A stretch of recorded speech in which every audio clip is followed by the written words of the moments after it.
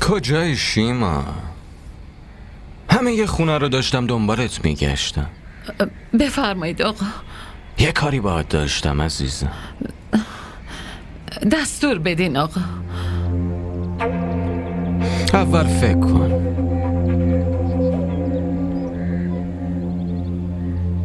کار سختیه آقا. برای شما که جونم حاضریم بدیم.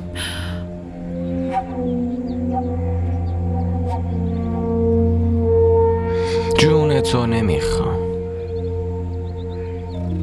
یه ذره خواب میخوام واسه یکی.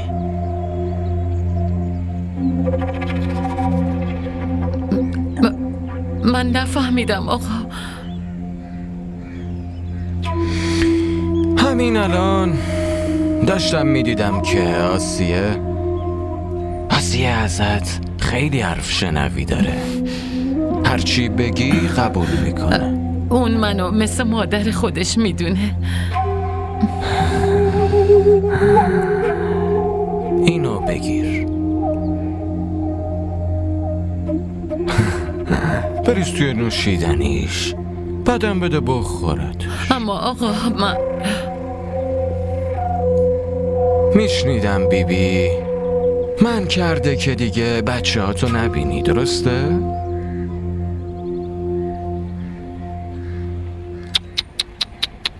تو از کی بچه ها تو ندیدی آخه؟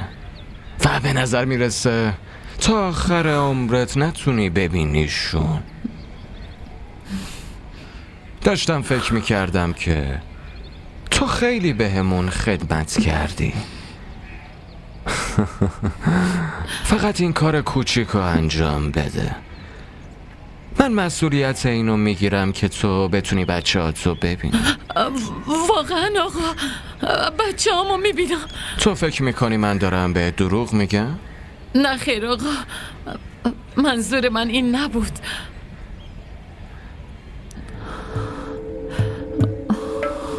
بگیرش و بده به آسیه. نمیمیره، اصلا هیچیش نمیشه. فقط واسه چند لحظه میخوام اونو توی خوابش ببینم. نگران نباش.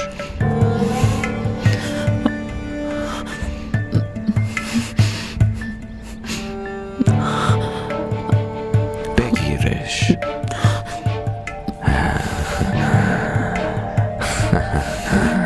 آفرین.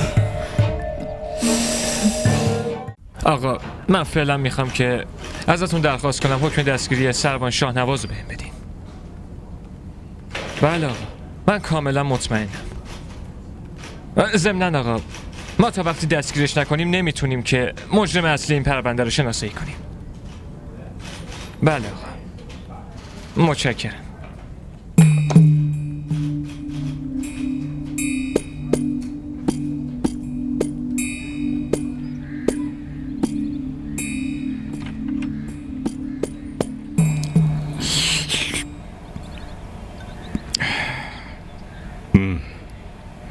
چند قاشق دیگه هم بخور. دیگه نمیتونم بخورم، بذارش.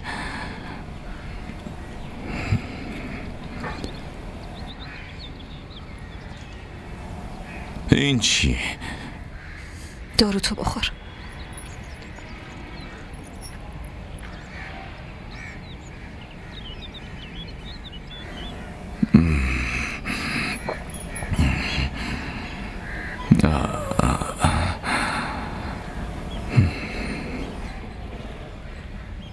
چرا مواظب خودت نیستی؟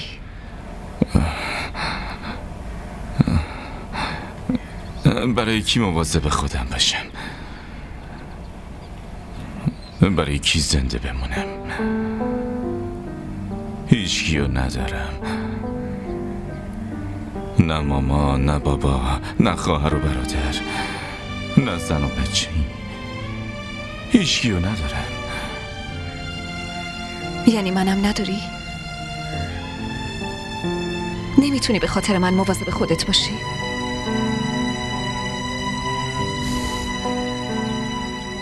اینجوری نگاه میکنی؟ نمیفهمم آخه از من چی گیرتون میاد؟ نه پیوندی، نه رابطه‌ای، نه عشقی و نه محبتی. اما تا اینکه صدات زدم باز سری اومدی پیشم. حتما با فکر صدام زدی. اگه با من پیوند، رابطه، محبت نداری، حداقل اعتماد داری. تو همه دنیا رو ول کردی و منو صدا زدی.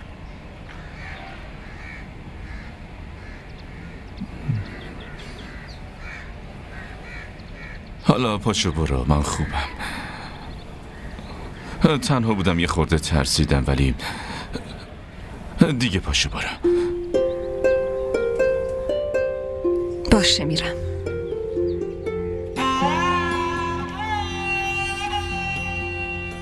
ولی اول بذار یه دل سیر نگات کنم.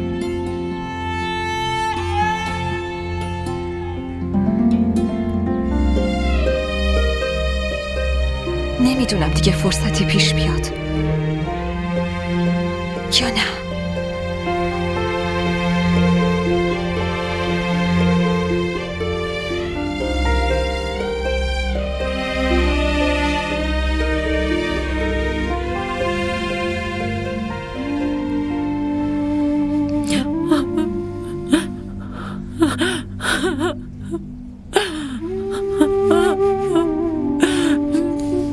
میشنیدم بیبی، من کرده که دیگه بچه هاتو نبینی، درسته؟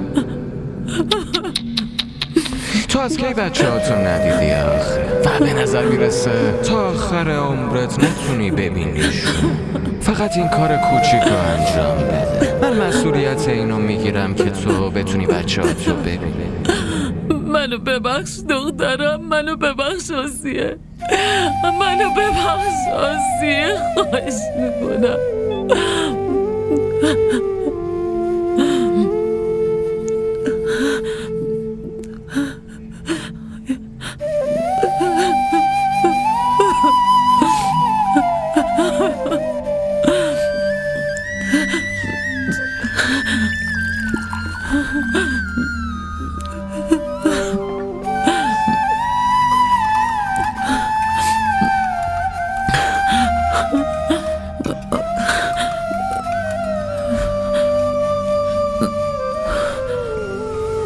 شیما،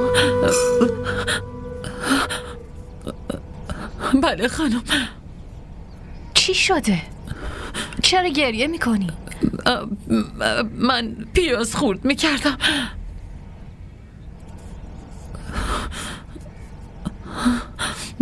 مطمئنی؟ دروغ که نمیگیره؟ بله خانم، پیاز خورد کردم و تو دیگ ریختم.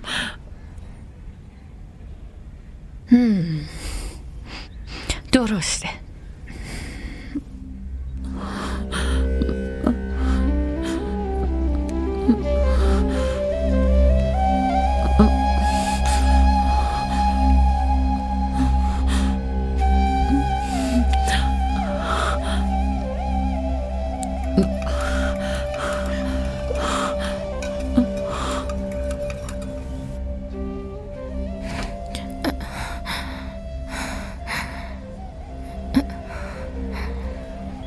کوثر، بله بیبی. به زلیخا بگو بیاد اینجا، کارش دارم. زلیخا خانم؟ آره، زلیخا خانم. چرا؟ نفهمیدی؟ بله بیبی. خانم خوابیده. خوابیده؟ خب بیدارش کن. بگو بیبی باهات کار مهمی داره. راستش بیبی خانم، من کرده بودن که وقتی خوابیدن کسی نباید اصلا بیدارشون کنه.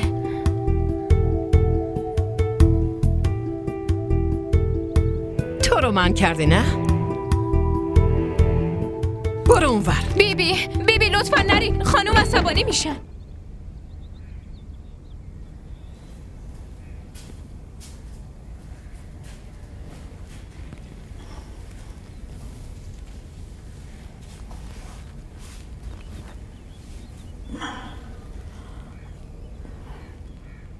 آسیه،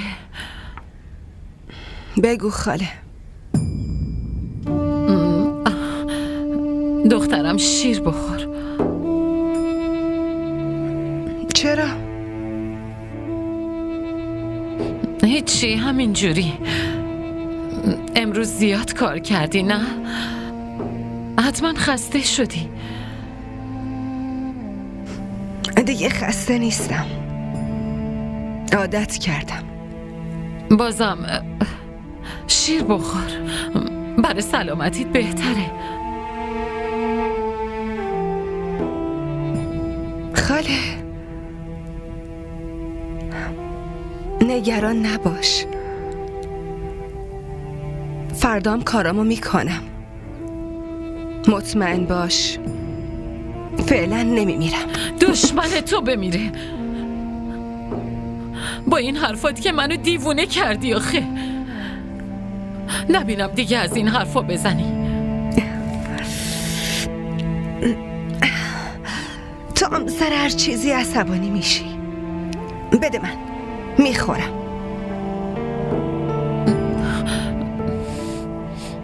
خب بده دیگه، میخورمش. ها؟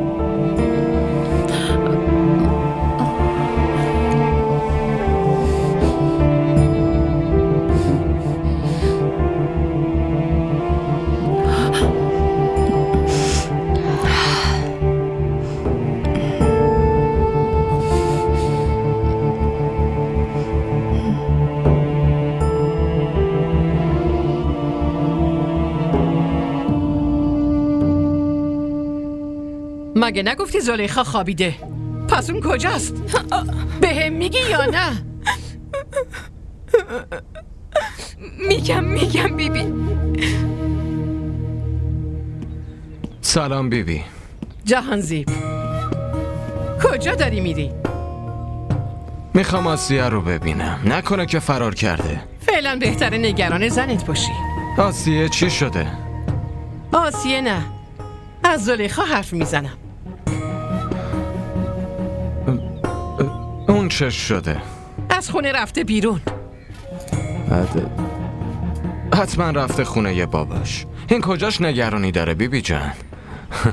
نرفته، من پرسیدم.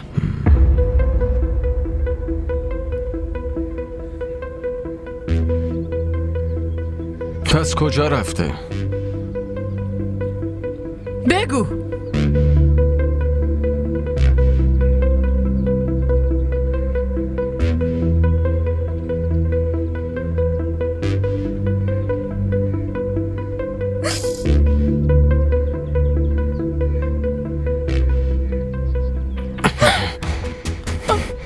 کجا رفته؟ حرف بزن. میگم. حرف بزن. بگو زلیخا کجا رفته؟ میگم آقا. ببینم میخواستی بچه ها تو ببینی مگه نه؟ یالا بگو. واسه همین بود میخواستی یه دختر بی آبرو بشه؟ ببین صورت اینو ببین، مثل دخترای خودت به نظر نمیرسه. آبجی سکینه، اون مثل دخترای خودم به نظر میرسه. مثل دخترای خودت به نظر نمیرسه. با دختر خودت هم این کارو میکردی؟ اونا فریب میدادی؟ آبجی سکینه، من گفتم که آسیه زن عقدی آقا جهانه. اون این عقد رو قبول نداره. خودت میدونی که به زور بله رو ازش گرفته بودن. اگه آسیه قبولش نداره پس منم قبول ندارم. گوش کن، اگه از این به بعد به گفته ی آقا جهان اینو فریب بدی در حقش کار بدی میکنی. سکینه جان، ما که خدمتکاریم، اگه حرفشو گوش نکنیم پس چی کار کنیم؟ اینم که شبیه شماست. هر روز کلی کارو میسپارن دست این بچه، مگه نه؟ و این دختر ضعیف بازم از پس اون مرد قدرت من برمیاداره. تو نتونستی مخالفت کنی؟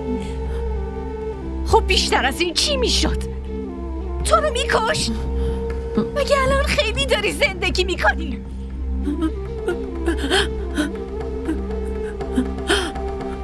شاهزیب دیگه نیست. نازم ازدواج کرد، اما خب که چی؟ سکینه هنوز نمرده. من کنارش هستم. این دختر برای من از بلال و جلال بیشتر عزیزاره. میدونی حالی چی گفتم؟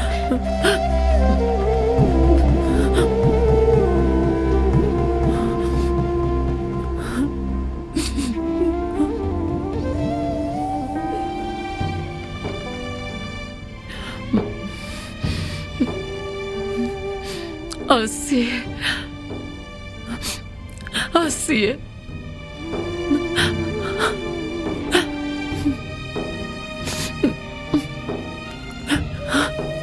منو ببخش.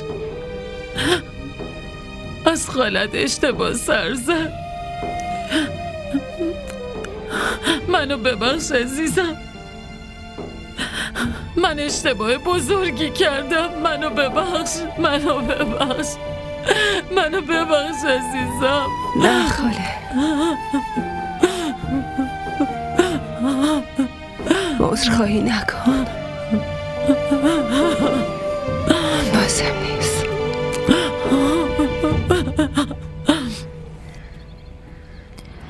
غذا تو گرم کردم و گذاشتم. نونم کنارش گذاشتم. داروی شب تو سر وقتش بخور. من نمیدونم که باید چطوری به خاطر محبتت ازت تشکر کنم.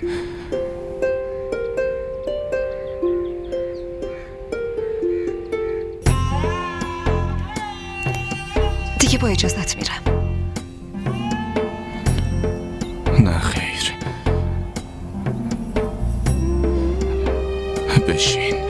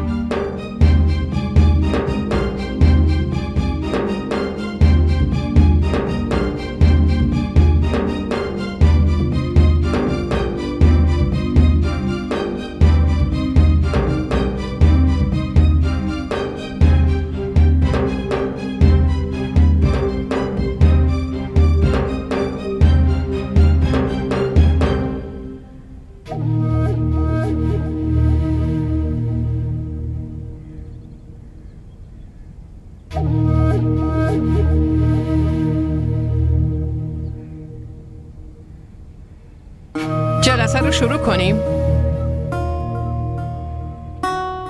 یه لحظه بیبی.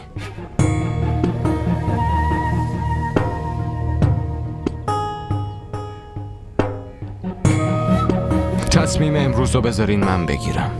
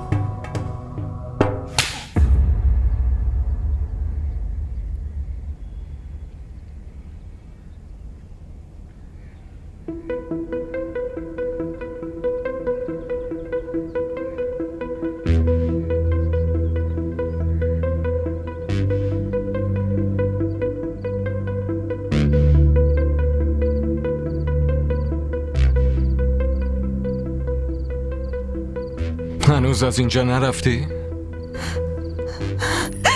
ببخش آقا، لطفا منو ببخش، از خونه بیرونم نکن. همین که زندت گذاشتم، خدا تو شکر کن. فکر نکن از بابا یا داداشت میترسم، فقط نمیخوام خودمو بیا برونشون بدم، فهمیدی؟ دیگه نمیخوام طرف این خونه حتی سایه نحس تو ببینم، فهمیدی؟ آقا 15 سال زندگی مشترک و اینطوری تموم نکنی، منو ببخشین آقا. که اینطور؟ بس یه چیزی رو به من جواب بده. توی این 15 سال به من بگو چقدر به من وفادار بودی تو. کنار من شاید بوده باشی، اما عشق درست برای مبشر بوده. گم شو!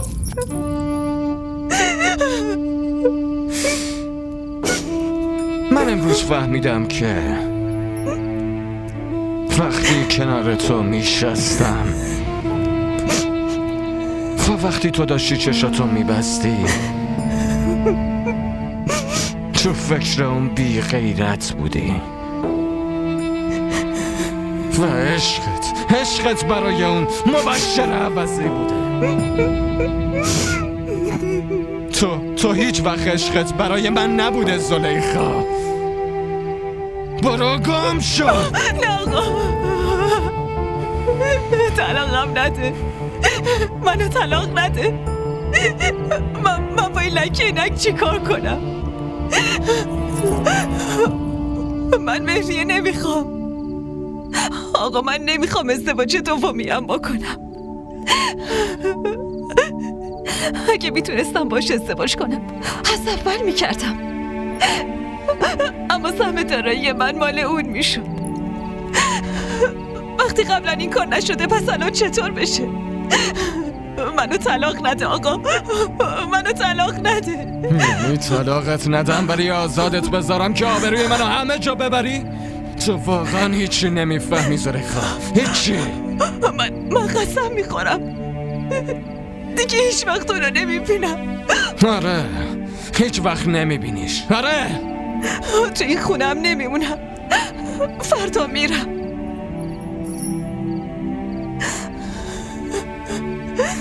وقتی بمیری فردا رو میتونی ببینی؟ بگو منو امروز زنده کشتی دختر. اگه تا فردا قرار باشه زنده بمونی همه یه راچنپور میگن من آدم بی غیرتیم.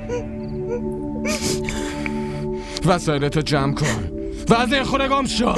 ماشین بیرون منتظرته. تو رو تا دم در خونه بابات میبره دختر، فهمیدی؟ گم شو!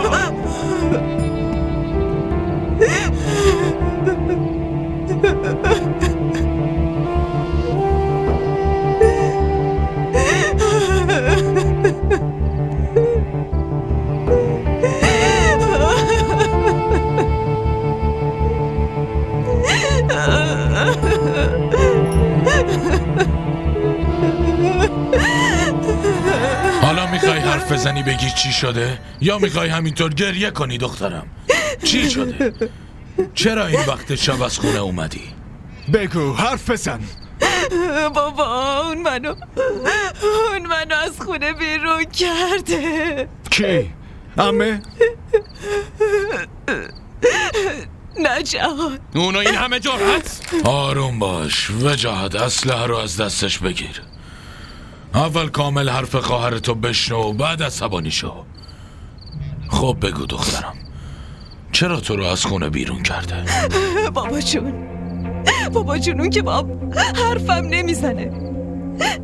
از روزی که وزیر شده اصلا خودش نیست. نمیدونم اون دختر چه جادویی کرده که همیشه توی اتاق اونه. من که میپرسم میگه زن عقدی منه، هر کار دلم بخواد میکنم. اگه میتونی مانعم شو. جهان سیب اینو گفت؟ آره دیگه. بابا جون، من فکر کردم بهتره برم با داداشش حرف بزنم، اون میتونه بهش بفهمونه. بابا جون، شما که میتونین، خودشونو دیدن داداشش میبره. این که برخلاف رسم و رسوماته. چرا باید خونبهار رو خونه داداشش ببره؟ منم پرسیدم، گفت این به صلاح خونوادمونه. خب دخترم، وقتی رفتی دیدنش بگو چه حرفی باهاش زدی؟ به خاطر همین دعوا کردیم بابا جون. به من تهمت دروغی زده که من با داداش اون دختر ارتباط دارم. منو نصف شب از خونه بیرون کردن. داداش اسلحه رو بده به من، خونم داره به جوش میاد. پسر آروم باش، اسلحه رو بده من. خجالت بکش. خواهر جلوی روت نشسته، هرچی شده میشینیم و حرف میزنیم. همچین آدمی باید گردنشو قطع کرد بابا جان. خجالت بکش. میشینیم و حرف میزنیم. کافیه بابا جان، کافیه. هر حرفی بزنیم با نشستن حرف نمیزنیم، به روش خودمون حرف میزنیم.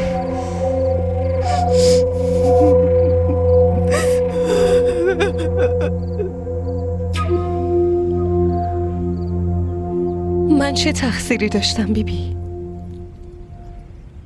فقط این که من دختر اون خونه ای هستم که زلیخا رو از اونجا بیرون کردن. من میدونستم همین میشه. اما تو اینا رو ببین که مراعات پیوندا رو هم نکردن. اونا کتکم زدن، به زور توی ماشین نشوندن و تو خیابون نزدیک محل ولم کردن و رفتن. من خیلی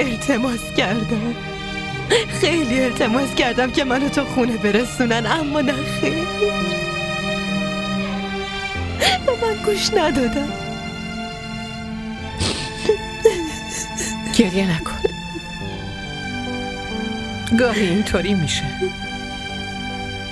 وقتی روابط از بین میرن باید بهاشم پرداخته بشه. بیبی، این چه منطقیه زن باید بهاشو بپردازه؟ چرا مرد نباید بهاشو بپردازه؟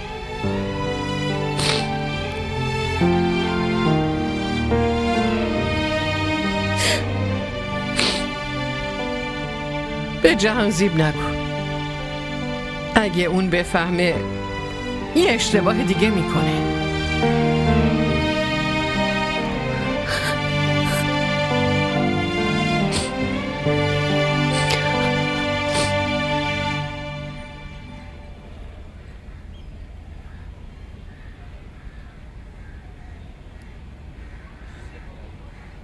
بگیرش.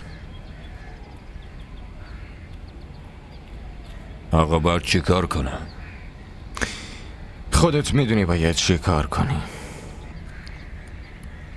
قربان، فقط اسمشو بگین.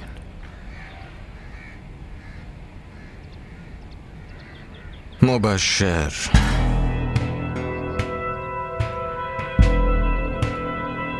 درست آقا.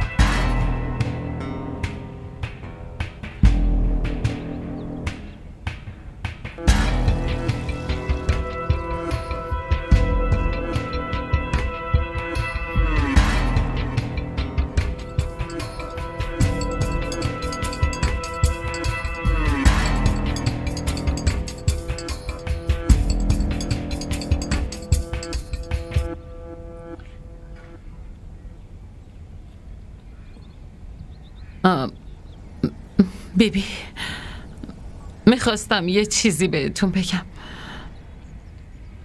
بگو. از بیرون خبر اومده که آقا جهان به اون پلیس پول داده که مبشر خانو به قتل برسونه.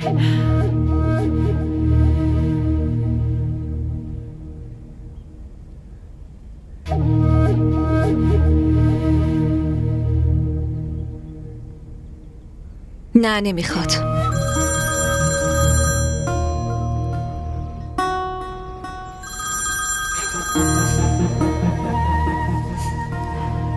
سلام بیبی.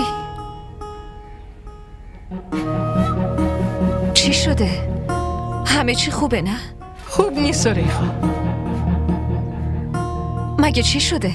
جهان هنوز عصبانیتش تموم نشده. به اون پلیس پول داده که مبشر رو بکشه.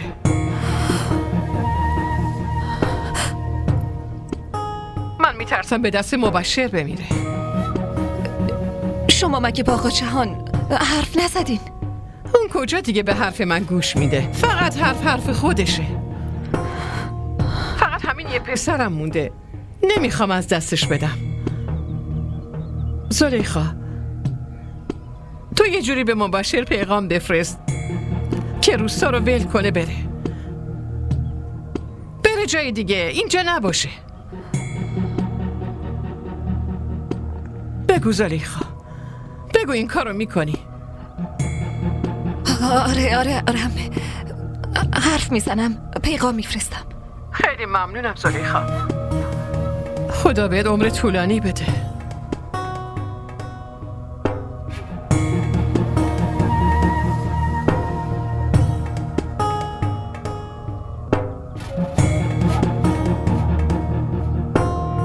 مبشر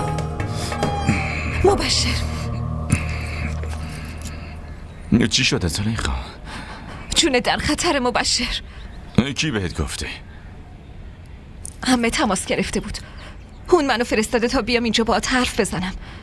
روستا رو ول کن، هر جایی غیر از اینجا باش. و به جنت بیبی کی گفته؟ اون از که تا حالا به فکر من بیچاره افتاده. من هرچی میدونستم بهت گفتم. زود باش، جمع کن، باید از اینجا بری. تو چی فکر کردی زلیخا؟ که من از این حرفا میترسم و این روستا رو ول میکنم و میرم؟ زمین خودم رو ول میکنم که به خاطرش مونا، فریده، مامان و همه رو از دست دادم. شاید نتونم آسیا رو ببینم، اما حداقل با اینجا بودنم بعضی وقتا میتونم ازش خبری داشته باشم. من که زندگی اونو همینجوریشم نابود کردم، حالا اونو ول کنم و برم؟ نه زلیخا، نه، من از اینجا نمیرم. نه زلیخا، نه، همچین اتفاقی هیچ وقت نمیافته. لج نکن مبشر، محض رضای خدا لجبازی نکن. زمین و خونه چیه؟ زنده باشی خب بازم به دستش میاری. نگران آسیه هم نباش، اون یاد گرفته زندگی کنه، از هممون قوی تره. میدونم براش سخته ولی عادت میکنه. اگه زنده باشی پس آسیه رو هم میتونی ببینی. من هستم نه؟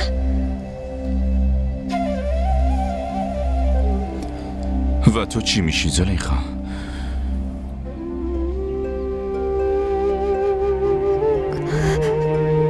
تو نگران من نباش، همین خاطراتت برام بسه.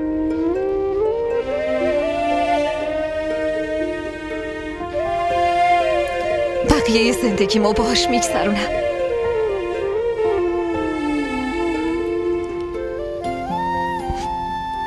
تو فقط از اینجا برو.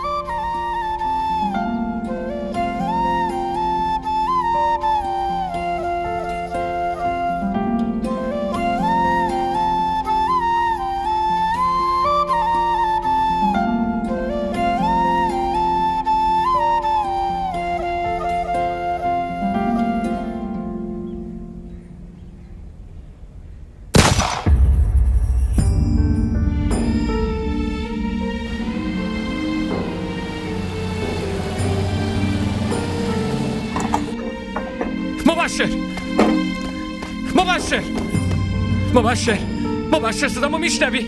مبشر چشاتو باز کن. کی این کارو باز کرده؟ با هم حرف بزن مبشر. مبشر مبشر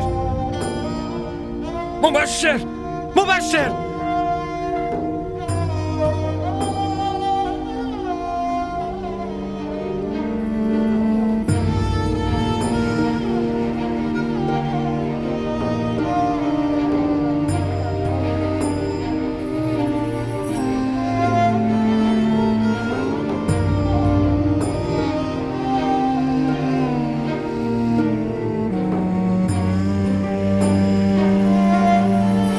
خداوند بزرگ اون آدمایی رو دوست داره که اذیت نکنین آقا. بذاریم بخونم. خدا دوست داره که به بنده های خوبش محبت کنه.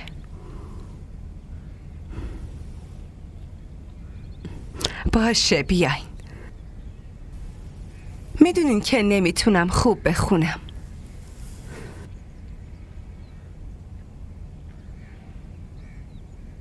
اون بنده هایی مورد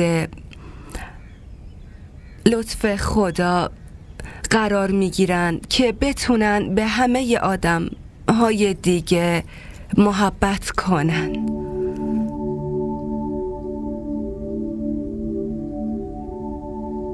آسیه. بله آبجی سکینه. آبجی سکینه بیاین اینجا ببینین تو این کتاب چی نوشته. بیاین دیگه.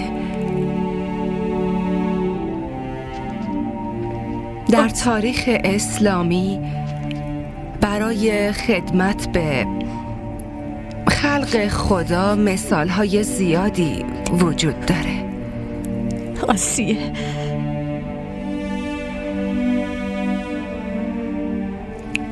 چی شده آبجی سکینه؟ جنت بیبی چیزی گفته؟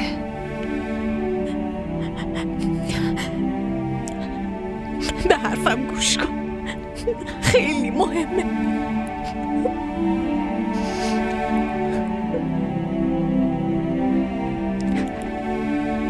چی شده آبجی سکینه؟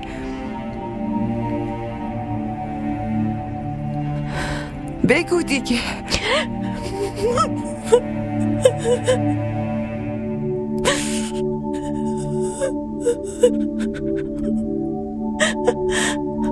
داداش مبشر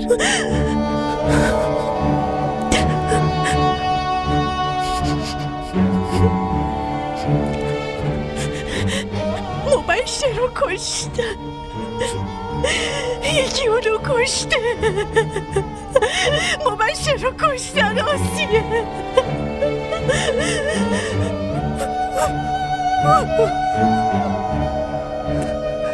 داداش مبشر نمیتونه بمیره. مبشر نمیتونه بمیره. نمیتونه. اون بهای جونشو پرداخته بود. منو به بهای جونش داده بود. اون نمیتونه بمیره، نه تا وقتی که من زندم. من خیلی کارا کردم. من همه جا رو جارو زدم، غذا پختم، وسیله‌های سنگین بلند کردم، کلی کار کردم. اون آقا جهان هر روز میخواست به من تعرض کنه و بهم زور میگفت. حالا که به من این همه ظلم شده، اون چطور میتونه بمیره؟ نه داداش مبشر نمیتونه بمیره. داداش مبشر نمیتونه بمیره. داداشم نمیتونه بمیره. نمیتونه بمیره. داداش مبشرم نمیتونه بمیره. داداشم نمیتونه بمیره. داداشم نباید بمیره. داداشم کجا رفت؟ حتی از رفتن سر قبر شاهزیب هم منعت نمی کنم. فکر کن. هر چقدر زمان میخوای فکر کن. 10 بار فکر کن. دوباره برمیگردم. میخوام جوابتو بشنوم. اما یه چیزو به یاد داشته باش. اگه جوابت منفی باشه دوباره عقل نمی کنیم. اما روی کاغذ تو زن من میمونی، درسته؟ برای همیشه.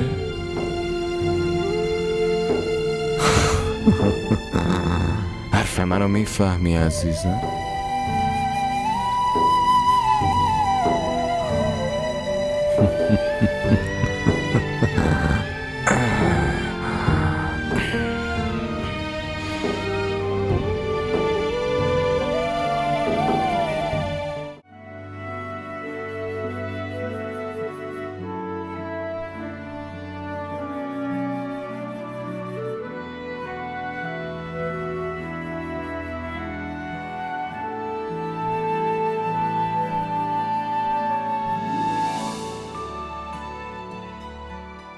DDTV ارائه کننده بزرگترین سریال های درامای ترکی، کره‌ای، پاکستانی دوبله شده به فارسی می باشد. لطفاً سابسکرایب کنید و عضوی از خانواده ما شوید.